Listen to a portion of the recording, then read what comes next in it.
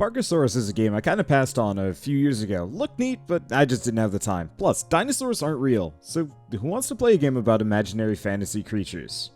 But then the developer reached out, and since I had a little bit of free time, I figured I'd try it out. And then I hit a snag. If dinosaurs aren't real, how do you make a theme park about dinosaurs without dinosaurs? And will people actually go to it? Can you actually make a 5-star theme park in Parkasaurus without a single dinosaur? To achieve a 5-star rating, I'd have to max out each and every one of my guests' 4 needs: fun, decoration, food, and toilets. This ruled out making the whole place into a giant Sloprano recreation, but I'd make do. Almost immediately I ran into issues, as I'm terrible at naming anything and everything, and the name entry form had limits, but I made do with an old but quality meme. Hired a few random schmucks to help perpetuate the myth of prehistoric megabeasts, threw an amateur huckster into training to make them into an economic powerhouse of pure science, and away we went. I spent the first few days designing a rudimentary food court, as this would serve as the backbone for 2 or 3 of my needs. Maxing out food and toilets would be easy enough, and as decorations only work when people are in direct proximity to them, I figured I'd litter the court with fancy things for people to ogle. Plus, food courts are easy money, especially in America. We will eat anything if you deep fry it and put it on a stick. And I needed money, bad. Getting my initial setup drained my reserves to bare minimum, and the initial rush of park attendees was nowhere near sufficient to fund my absolute hoax of a theme park. Around this time, a strange lizard alien sent me a letter demanding that I sell more hot dogs, which was unnerving, as I had yet to sell a single one at that point in time, let alone even open my park. Not wanting to anger the extraterrestrial, I immediately opened the park and began throwing hot dogs at anyone who passed by.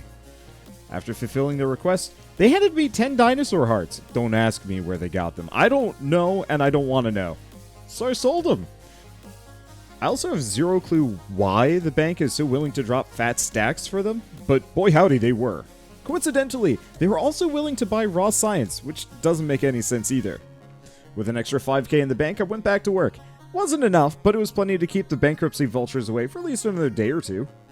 I also hired another scientist. Training was glacial, and I needed an influx of research to start unlocking more structures of the park. Plus, I just learned you could sell science for a fairly high price. With the right setup, I'd be able to print endless amounts of money. For the moment, though, things were looking pretty okay. Construction costs were high, but I was pulling in enough funds that the park wouldn't go into the red as long as I stopped building stuff. But that's silly. No savings, only build. The next morning, I got a missive from a different alien telling me to sell balloons. I was beginning to worry that I was contributing to some sort of slow, hostile takeover of the planet, but since they paid well, I figured it was okay. Capitalism! Speaking of capitalism, I also realized that I had accrued a small but reasonable stash of dinosaur hearts, and took them straight to the bank for a whole bunch of money. Around this time, I also grew suspicious of how my scientists were, well, sciencing and decided to investigate. From what I can tell, they did so entirely through interpretive dance. Fraud on all levels. I love it. Not wanting to waste my scientist's passion for dance, I immediately hired another one and set up a stage in the middle of the food court. Everyone seemed pleased by this addition and somehow began contributing science of their own, along with their money. I have deep misgivings about this world. Still, things seem to be going well, and while my park was only earning an average of 2 stars from all visitors, I noticed a few were giving me up to 4. So I looked at my ratings and people weren't enjoying themselves in the slightest. They were somewhat impressed with the decor, loved the food, and definitely had bowel troubles as a result, but overall no one enjoyed going to my park at all. I was at a rock bottom 1%, and I'm pretty sure if the metrics could go lower, they would have. Then the first alien contacted me again, demanding that I sell more cotton candy to help bolster the local dental industry, confirming my suspicions of an impending hostile alien takeover. So I hired a local wizard and told them to enchant my balloons. Don't question it. After that, we were in the long haul. We had plenty of money, and while the whole happiness issue was a problem, I had 3 other major goals that I could focus on first. The easiest was toilets. Turns out people in my park didn't care about how they were relieving themselves as long as they were able to do so in a timely manner. So I built Poop Alley, a massive loop filled entirely with porta potties right next to the food court that seemed to satisfy everyone. I can't imagine how bad it smelled. Well, this put the park up to 3 stars and allowed me to focus my efforts on the other 3 objectives. Food was handling itself pretty much on its own, so that didn't require much tending, which left 2 major issues: decorations And happiness. Before I could focus too much on those major hurdles, I received one final task from the alien overlords, demanding that I begin propagating their own species within my park, a task that I could not possibly comply with. And so I didn't. They never contacted me again. But that was fine, because my interpretive science dancers had grown so mighty that nothing could stop them, and thus, I had no need of suspicious aliens to keep my park going. They could find some other route to trick into furthering their plots. This also meant I had enough science to start unlocking some of the novelty shops, which had some pretty decent-looking happiness ratings. I tried cramming them into the food court area in an attempt to capitalize on the nebulous cloud of easy marks wandering around my park, but at this point I had too many shops in that small of an area, not nearly enough space for everyone. Taking a page out of the Big Mouse's book, I decided to line the main avenue in and out of the park instead, which worked. People were getting happier, but only a little bit.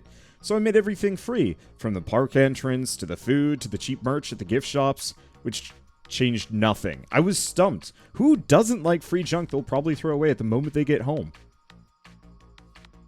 So I turned to Parks and Wishing Wells, as both had decent happiness ratings and top-tier deco stats. It helped a bit, to the tune of a 14% total happiness rating, which wasn't nearly enough to push me from 4 stars to 5, and from what I can tell, most of my people just kind of ignored them. And then I found it. The clock tower, for a boatload of science, and at $3,000 a pop. It was a bit of a last resort, but no matter what I did, people just didn't seem to be happy at too dang small. My amusement park was living a lie, for there was minimal to no amusement to be had. So I spared no expense, and lined the entrance with clock towers. They were probably pulled straight out of Toontown. It cost a fortune, and netted me an additional 11% happiness, which seemed like nothing. But that's demonstrably false. It was far more progress than I'd made so far at making my park attendees happy. So I went all in, and I didn't give them a choice. To enter my park, every single attendee would have to walk through Clock Tower Row. They would be happy, or they would leave. But it wasn't enough. People were getting happier, but only at a 46% rating. I needed more clocks. I also noticed that people were walking through the clocks like ghosts. To prevent this aberration of nature, I removed the paths from directly under the clocks. This caused my happiness ratings to drop by a whole 4%. And then I realized, people came to my park to defy nature, to defy reality itself, so who was I to stop them?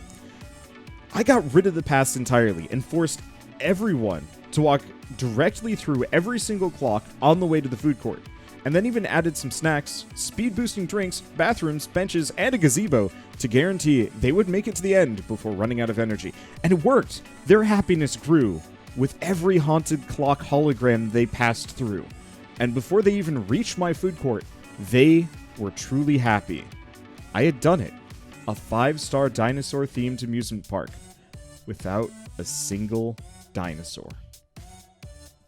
To celebrate, I tranked the heck out of everyone in sight and went to bed.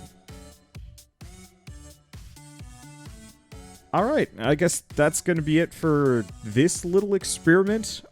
Like I said, I'd never played Parkasaurus before, and I'd done like a little bit of a playthrough of it, and I'll put that up after this fact. In fact, I will actually put this entire Raw series up. It's about 4 episodes of me recording the footage for this little challenge video.